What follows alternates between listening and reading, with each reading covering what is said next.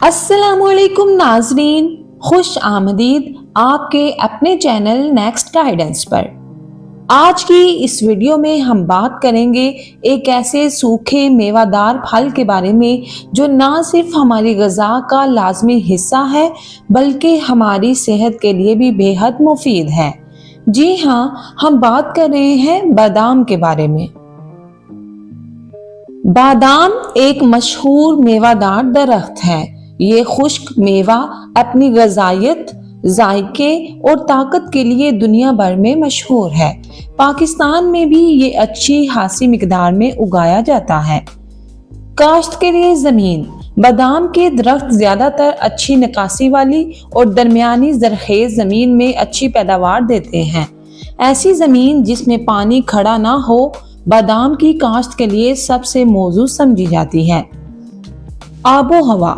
ये मोतदिल इलाकों की फसल है। सर्द और खुश्क इलाके बादाम के दरख्त के लिए बेहतरीन होते हैं।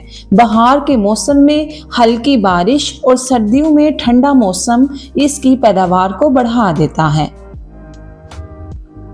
खाद और गोबर का इस्तेमाल। बादाम के दरख्त की अच्छी नशोनुमा के लिए खाद बहुत ज़रूरी है। एक दरख्त को औसतन 30 किलोग्राम गोबर की खाद साल में एक मरतबा ज़रूर डालनी चाहिए। इसके अलावा कीमियाई खादों में यूरिया, सुपर फास्फेट और पोटाशियम इस्तेमाल की जाती है जो दरख्त को ताकत देती है और पैदावार बढ़ाती है। पानी की ज़रूरत। बादाम के दरख्त को ज़्यादा पानी की ज़रूरत नहीं होती, लेकिन बढ़ते हुए मौसम में वक्फे से पानी देना ज़रूरी है। ख़ास तौर पर गर्मियों के दौरान मुनासिब आपाशी बहुत फ़ायदेमंद साबित होती है। बादाम की पैदावार। अगर दरख्त की अच्छी देखभाल की जाए तो एक पका हुआ दरख्त औसतन 50 से 60 किलोग्राम तक बादाम पैदा कर सकता है।